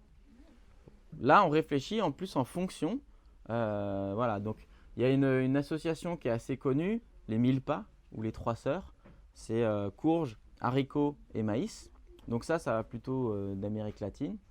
Donc en gros, l'idée c'est que les courges, ça va faire un couvre-sol qui vont couvrir la terre, la protéger, la pailler. Les haricots, ils vont grimper sur vos maïs. Et vos maïs, ils vont faire des maïs. Alors ça, c'est une très belle association de culture qui marche très bien en Amérique latine. Alors, si vous êtes un peu innocent, nous on a essayé ça, il y a très longtemps j'ai essayé. Je me suis dit c'est génial, donc j'ai mis ces 3 graines en terre au même moment. J'ai mis une graine de courge, une graine de maïs et une graine de haricot. Donc qu'est-ce qui se passe à votre avis? Ils ne poussent pas tous en même temps. Ils poussent pas en même temps, ouais. Qui sort en premier? Je sais pas. Le haricot, c'était pas lui. Le haricot il pousse en premier, le haricot il sort vite. Donc le haricot il est censé grimper. Bon, il est censé grimper sur le maïs. Sauf que quand lui il est déjà comme ça, votre maïs il est haut comme ça. Il faut déjà planter le maïs. Ah et voilà, donc du coup c'est là que tu réfléchis, tu dis ah oui, donc il faut d'abord que je fasse mes semis de maïs. Ensuite, je vais faire mes semis de courge à l'intérieur d'un petit godet. Je vais planter mes haricots une fois que mes maïs font déjà 50 cm. Et là ensuite je vais installer mes courges qui vont s'étaler et voilà. Donc cette association fonctionne bien. Par contre, il faut comprendre comment elle fonctionne. Ouais, si tu l'arroses, il pousse, ouais. Non, on a déjà eu. Ça demande beaucoup d'eau. Ça peut demander beaucoup d'eau, ouais. Après, ça dépend comment tu vas avoir tes épis. Mais à l'origine, le maïs, c'est une plante qui vient d'Amérique latine qui est hyper adaptée à la sécheresse. Sauf que ça fait des petits épis avec 3 trucs à manger dessus. T'as été content de ta récolte? Ici, on a eu parfois des récoltes qui étaient sympas, ouais, de maïs, ouais. Surtout avec des maïs multicolores et tout, c'était rigolo. Mais c'est vrai qu'on n'a pas un sol et on va dire un climat adapté à ça, quoi. Si tu as de l'eau à l'infini, si tu as du soleil, c'est pas grave, ton maïs il va pousser. Dans un sol très fertile, ton maïs il peut faire 6 mètres de haut. Donc, bon, nous c'est pas le cas. Il y a différentes sortes d'haricots. On a des haricots au sol. T'as les haricots nains, demi-nains, etc. Mais là, dans l'idée, c'est d'avoir un haricot grimpant qui va grimper dessus. Ça va lui faire son tuteur. Et courge. Eh bien, en fait, non, parce qu'elles vont pas consommer les nutriments au même niveau, etc. La courge a tendance à vachement se propager en surface et à explorer. Le haricot, lui, il est autonome parce qu'il fait sa symbiose, c'est une légumineuse. Et le maïs, il va avoir un système racinaire assez profond qui va être plutôt limité en termes d'espace, mais il va aller chercher en profondeur. Donc ça marche bien en fait, cette association. Mais faut la gérer, quoi. Donc là, c'est un autre exemple, par exemple, épinards, mâche, fenouil. Donc ça, c'est une association qui marche bien en hiver. Vos mâches, elles vont être prêtes très rapidement. Vos épinards, ils vont se développer sur le long et puis ils vont durer pendant tout l'hiver. Et votre fenouil, il va mettre assez longtemps à se développer. Et donc vous aurez déjà récolté quasiment tout ce qu'il y a avant quand vos fenouils seront prêts à récolter. Donc voilà, il y a des choses intéressantes. Et ça, c'est plus intéressant de se creuser la tête là-dessus que sur qui pousse bien avec quoi, comment, parce qu'ils sont copains. Ouais. Ensuite, il y a des fonctions de protection-répulsion. Donc protection, ça peut être par rapport à l'ombrage, mais ça peut être aussi, par exemple, ça c'est un cas classique, avec les solanacées, on met souvent les œillets d'Inde. Les œillets d'Inde, les tagettes, donc c'est des plantes qui sentent très fort et qui vont avoir un rôle de répulsif, notamment pour les nématodes. Les nématodes, espèce de petits vers un peu microscopiques là, on peut les voir parfois à l'œil nu, mais qui vont un peu manger les racines ou parfois aussi les feuilles. Et la tagette ou l'œillet d'Inde va avoir tendance à voilà, ils n'aiment pas cette odeur-là. Et donc si vous mettez ça dans vos cultures entre vos tomates ou vos autres solanacées, et vous allez les protéger quelque part des nématodes. Donc il y a effectivement certaines plantes, et c'est souvent les plantes qui ont plutôt de l'odeur, qui vont servir de répulsif pour certains insectes, etc. C'est pour ça que c'est intéressant d'avoir des aromatiques dans son jardin, notamment des vivaces, parce que vous n'avez pas besoin de les replanter à chaque fois. Donc ça, ouais, là-dessus, il y a des vrais effets. Et puis souvent, ces plantes-là, elles vont aussi produire pas mal de fleurs qui vont attirer aussi des pollinisateurs. Donc c'est intéressant. Il y a un double enjeu. Il y en a des préférés, toi? Des préférés? Oui. Je dis la tagette, par exemple, la tagette ou la rose d'Inde, enfin l'œillet d'Inde. Voilà, ça c'est la même famille. Et il y en a même qui sont comestibles. La tagette tangerine, ses feuilles ont un petit goût de clémentine un peu. C'est super, tu peux l'utiliser à la fois en aromatique, dans la cuisine. Enfin, c'est génial quoi. Et puis c'est joli, ça porte de la couleur dans le jardin. Et ça va favoriser pas mal d'insectes aussi. Créer des petits espaces. Donc voilà, ça c'est un rôle, c'est ce qu'on va plutôt appeler les plantes compagnes. Donc quand vous mettez de la bourrache dans votre jardin ou de la consoude, il y a ces intérêts-là derrière. Ça, je vous en ai parlé. Donc, c'est associer des cultures hautes à des cultures basses. Donc là, on travaille dans l'espace. Donc souvent, là, en hiver, notre jardin, il est à plat. Et en été, le jardin, il est plutôt en 3 dimensions. Il prend de la hauteur. Et donc ça, on peut travailler avec ça. Faire monter des plantes qui vont grimper, par exemple des courges, des haricots. Et en bas, cultiver d'autres choses, etc. L'idée, c'est d'utiliser au maximum tous les rayons de soleil qui peuvent passer par là, quoi. Donc voilà, quand je disais culture dominante, c'est peut-être plutôt le terme de culture principale. C'est peut-être c'est mieux, c'est plus parlant. Voilà. Et ensuite, on va choisir celles qui vont aller avec. Donc, soit un couvre-sol, soit une plante compagne ou des choses comme ça. Quand on parle de culture qui concentre les nutriments, ça c'est ce qu'on appelle les plantes bioaccumulatrices. Ça va être notamment par exemple la consoude. Nous, si vous regardez, la consoude, on en a quasiment au bout de chaque planche de culture. C'est des plantes qui vont être capables de faire remonter pas mal de minéraux dans leurs feuilles. Et on va s'en servir pour faire des purins ou des préparations, ou même pailler avec. Donc ça, c'est assez intéressant. Et c'est des plantes qui se propagent souvent par la racine. Et donc quand elles sont assez grosses, on va les sortir, on casse la racine en 1000 morceaux, on en remet partout à droite à gauche dans le jardin et ça repart et on les multiplie comme ça à l'infini. Donc ça, c'est intéressant aussi d'avoir ce genre de plantes. Donc ce n'est pas des plantes qui vont produire en tant que telles, mais en fait elles ont un grand intérêt dans le jardin. Donc, ça fait partie de toutes les plantes auxiliaires qui ont plein de fonctions. Généralement en plus elles ont des fonctions médicinales qui ne sont pas négligeables. Et ensuite dans les règles, donc associer des cultures de familles différentes. Donc si j'ai une famille de légumes, j'ai légumes fruits, donc ça c'est ma culture principale. Effectivement, je vais essayer de ne pas mettre d'autres solanacées avec, parce que ça n'a pas voilà. On va plutôt aller piocher dans des Chenopodiacées, des Brassicacées, enfin d'autres familles de légumes qu'on va associer avec, qui ne seront pas la culture principale, mais du coup voilà, pour éviter les problèmes de propagation de maladies ou de choses comme ça. Et puis ça va aussi rajouter plus de diversité. Et plus il y a de diversité, plus généralement ça se passe bien. Et ensuite, j'ai mis quoi? Oui, donc les plantes compagnes, j'en ai parlé un peu, tout ce qui est pollinisateur, répulsif, etc. Et éviter d'avoir trop de végétaux. Donc généralement, on essaie d'avoir des associations avec maximum 3 végétaux. Après, au-delà, on a plus de mal à voir ce qui se passe sur place. Et, ouais. Et en tout cas, dans un jardin collectif comme ça, c'est pas forcément pertinent. Tu ne peux pas contrôler les variables. Ben, il y a trop de choses qui se passent et puis les gens savent même plus ce qu'il faut garder ou pas quand ils vont désherber. Ouais. Le secret de l'association, alors à votre avis, c'est quoi? Planification? Non, c'est un autre mot en sion. Ah ouais. Bah, les associations de culture. Qu'est-ce que c'est ce grand secret, à votre avis? Il y en a un. Mais c'est un secret. Ah ouais, je vais vous le révéler. C'est l'expérimentation. Ouais. Voilà, c'est tout. Voilà, donc il faut tester, c'est tout. Il n'y a pas de secret.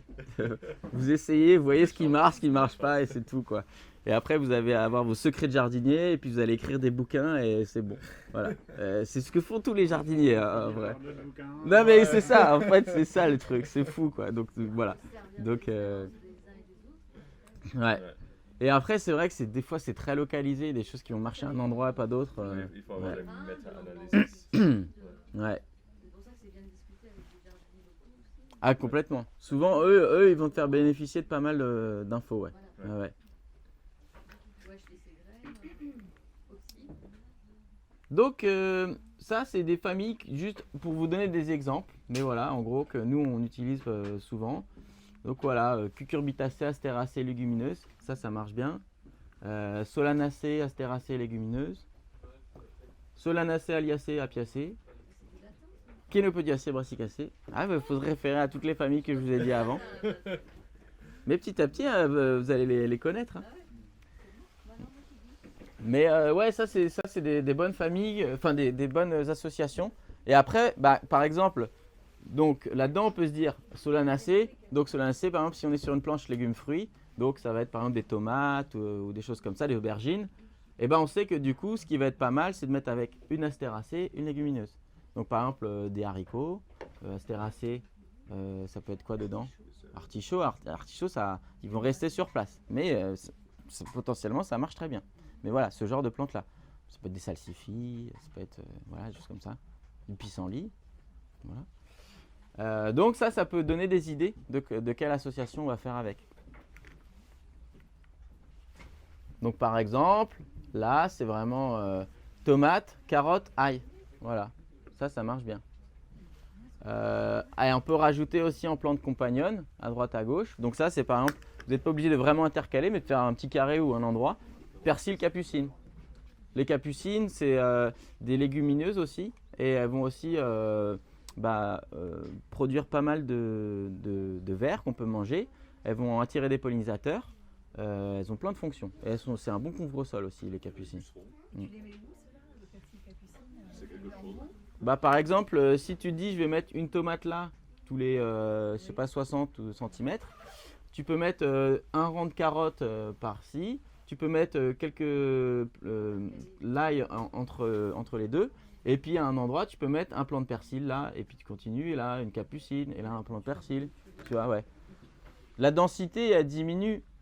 Plus tu associes, plus voilà, tes plantes compagnonnes, elles vont pas être là pour prendre toute la place. C'est de temps en temps, tu en mets une et elle va jouer un peu son rôle. Voilà, là, il y a plein d'autres exemples. Voilà, aubergine, haricots nains. Ça marche bien. Les aubergines, elles mettent pas mal de temps à se développer, mais ça finit par faire quand même des petits arbustes, parce que typiquement, normalement, l'aubergine, on peut la garder 4-5 ans. Bon, il fait trop froid chez nous, donc elle meurt, mais c'est vraiment une plante qui fait du bois.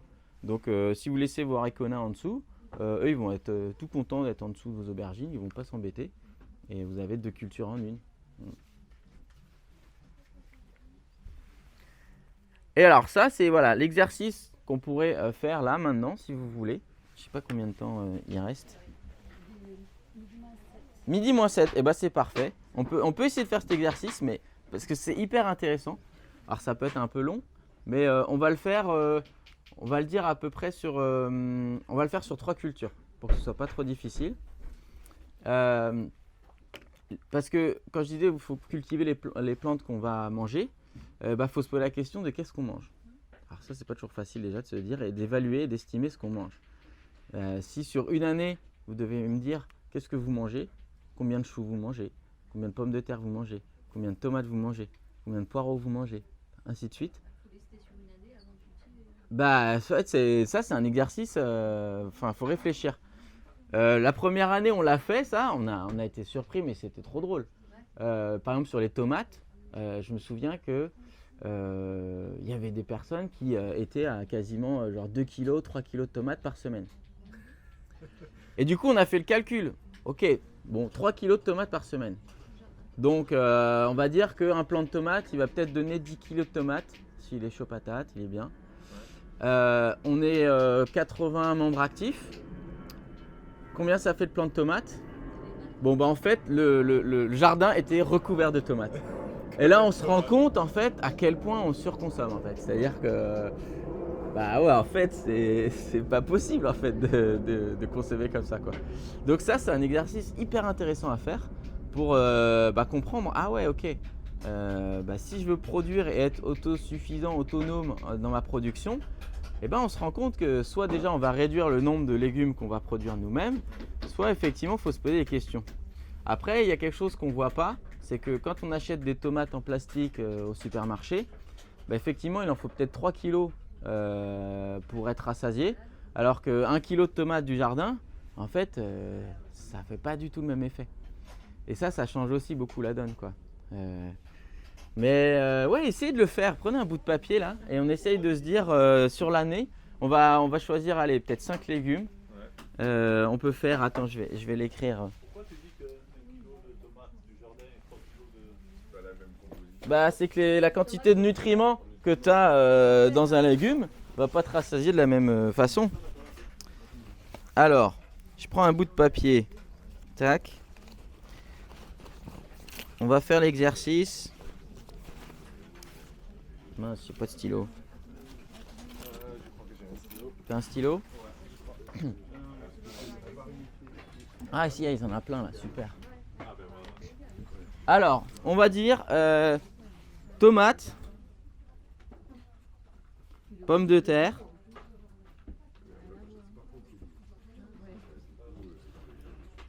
choux et alors j'ai mis tomates, pommes de terre, choux, poireaux, et puis on peut dire peut-être des salades, ouais, c'est pas bête, ouais. On va mettre salade, comme ça fait un peu de chaque famille. Voilà. Bon bah essayez d'estimer à l'année ce que vous mangez. Oui, patate douce, pommes de terre, ouais, c'est pareil, ouais, patate quoi. Je vais commencer je réduis chaque semaine, chaque jour, et puis je multiplie par 300. Ouais, en gros, ouais, c'est ça, tu vois par semaine et après tu multiplies par en gros 50 quoi. Ouais. Bon, sachant que normalement on n'est pas censé manger de la tomate chaque semaine, toute l'année.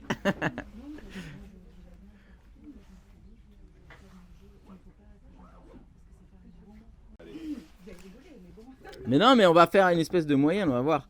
Alors, pour les tomates. Moi j'ai mis 4 kilos par mois pendant 4 mois. Donc ça fait combien en tout? Il faut mettre Ah bah ouais, sur l'année, ouais. sur l'année, ça fait 4 fois 4, 16 kilos. 16, ouais. Moi j'ai mis 12, tu vois. Ah, on est proche. Ouais. Pommes de terre, Ouais, vas-y. patates douces pour moi. Ouais. Alors 300 grammes par mois pendant 8 mois. Ça fait... ouais, c'est plus compliqué là. Attends, je peux le faire. Pendant 8 mois? On va dire 3 kilos. Non, c'est plutôt 10 kilos. Ah bon? Ouais. Tu me dis 8 mois, hein? 300 grammes Ouais. par mois. Ouais. Ah non, 300 grammes par mois? Ah oui, c'est pas beaucoup, je pensais par semaine. Ah ouais. Ça fait 1 kilo Ok, ouais. par trimestre. Ouais. On va dire 3 kilos. Ouais, on va dire, ouais, elle a 3 kilos quoi. Ouais. Le chou, C'est pas beaucoup. 2 kilos chaque mois pendant, je me dis 5 mois parce que c'est pendant 5 mois non, Ouais. qu'on consomme du chou. Donc 5 fois 2, 10 Ouais, 10, ouais. kilos. Poireaux, 1 kilo pendant 1 kilo par mois pendant 5 mois, donc ça fait 5 kilos. Ah ouais. 5 kilos, 5 kilos, ça fait peut-être en termes de poireaux. Ouais, mais donc Il n'y en a pas toute l'année? ouais, si, il y a quasiment, mais un kilo de poireaux, ça fait quoi 3-4 poireaux? Ouais, 5 poireaux. Ouais, 5. Ouais. Donc peut-être plus. Donc ça fait combien du coup Donc Là, moi, tu vas avoir faim, là. moi j'ai Ouais. mis 1 kilo par mois, Ouais. ça fait 5 kilos. Donc tu peux mettre le double alors. Ouais, c'est ça. 10 5. kilos, alors. Ouais, c'est ça. Parce que je sais pas trop comment l'évaluer en fait. Ouais, ça fait presque, on va dire, allez, 60. Les salades vertes, là j'en consomme moi, 2 kilos par mois pendant 8 mois. Ben, moi j'ai mis 12 mois parce que je mange 2 kilos, enfin, ouais, en nombre de salades plutôt. en nombre de salades. Ouais, parce que là, 2 kilos par semaine, 2 salades par semaine. 2 salades par semaine, ouais. Donc ça fait une centaine, quoi. Ouais, ouais. Moi j'ai mis ça aussi, hein. Moi j'ai mis ça. Hein. Ouais, ouais. Après tu mets des carottes. Alors, vas-y, on continue. Sophie. Moi j'ai mis 15 kg de tomates, Ouais, ah, c'est pas mal, on est à peu près. Ouais. 5 kg de patates, Ouais, 10 kg de choux. ouais. Les poireaux, j'ai mis une vingtaine dans l'année, mais Ouais, bah, kilos, du coup, ouais, ça fait 4 kg. une vingtaine de poireaux. Et salades. Et salade, une cinquantaine. Ok. Amine. Je trouve que vous mangez pas beaucoup, hein. Je vais être honnête. Chacun se nourrit avec ses proportions. C'est ça. Et moi, l'été, je mange que des tomates. Ouais. Donc j'ai mis 35 kilos. Yes. Les salades, j'ai mis 100 salades aussi. Ouais. Pommes de terre, si j'enlève le pain et que je mange des pommes de terre, j'ai mis 80. Ouais. Les choux, 10. Ouais. Et les poireaux, 20. Ouais. Jason. Mais moi je trouvais ça très dur. Ouais, que c'est pas dur, des hein. choses que je mange habituellement juste comme ça. Ah ouais. Parce que je fais du meal prep très Ah, précise. ouais, Du coup, c'était très dur. Mais j'ai fait pour les tomates et des pommes de terre. Vas-y. J'ai fait des tomates, j'ai fait 18 kilos. Ouais. J'ai dit peut-être Ouais. 1,5 chaque semaine, 12 semaines, quelque chose comme ça. Et je mange beaucoup des pommes de terre, du coup je dis 20 kilos. Du coup c'est 1 kilo chaque semaine pour Ouais, ouais. la moitié d'année. Ouais, quelque c'est chose pas comme mal, ça. ouais. Moi aussi j'ai mis 20 kilos, ouais. Ouais, et je mange presque pas du tout des poireaux. Tu peux mettre nous. Bon, on va laisser comme. Ouais, on va faire la moyenne avec les autres. Ouais, quelque chose Ouais. comme ça. Des salades à peu près le même et des choux, j'ai pas fait les calculs, je sais pas. Ok. T'en manges pas les choux? J'ai pas trop réussi. T'as pas trop réussi? Non. Bon. Après, Ça me paraissait. Oui, pas- peut-être. Alors attends, tu vois, regarde, si je fais une petite moyenne, bon déjà, allez, sur les tomates, on est en gros peut-être à peu près autour de 20 kilos. Donc 20 kilos, ça veut dire que ça fait à peu près, on va dire 2 pieds de tomates, 2 à 3 pieds de tomates par personne. Allez, on va dire 3 pieds de tomates. Donc si ici, on est 80, ça fait 240 tomates. Ouais, pieds de tomates. Donc ça veut dire que ça fait déjà 240 mètres carrés qu'il faut réserver que pour les tomates. Ah, ça peut faire à peu près 10 kilos. Ouais, si vraiment c'est des bonnes tomates. C'est pour ça, là j'ai mis 3, comme ça pour répartir. On a fait plus. Sur certaines, ouais, il y en a qui font des grosses, ouais. Non, mais ouais. Ouais, Le poids de toutes les tomates sur un pied, c'est tout. Oh là là. ouais, c'est bien comme production. Ouais, non, t'as raison. Donc du coup, tu vois, ça veut dire que déjà ça dans le jardin, ça fait 240 pieds de tomates. Donc 240 mètres carrés qui sont pour les tomates. Et on a Mais mis c'est-à-dire que 600. derrière, tu manges Ouais. des aubergines, tu manges aussi, tu vois, des courgettes, tu manges... donc en été, c'est rien que sur les légumes fruits, déjà tu te rends compte que en fait ça prend vachement de place, quoi. Donc c'est assez intéressant, hein. Alors pommes de terre, on était à combien? Là on a, ouais, on va dire qu'on est entre, allez, on va peut-être dire 20 kilos, 20 kilos par personne. On va regarder à peu près le rendement. Pommes de terre.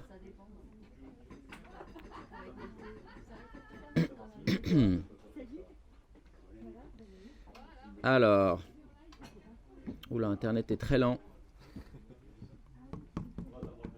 Mais là, la pomme de terre au mètre carré, c'est très dense, hein. Je pense qu'on peut être facilement autour de plusieurs dizaines de kilos au mètre carré. Donc là, on se rend compte que là, a priori, c'est pourquoi pas, c'est faisable. Mais du coup, quand même, vu qu'on est 80, bah, en fait, ça fait quand même déjà bien 200 mètres carrés dédiés aux patates, quoi. Donc on voit que sur 1600 mètres carrés, déjà, on voit qu'on a déjà rempli un quart, non même pas, ouais, peut-être, bah si, presque. Ça nourrit 20 personnes, pas 80.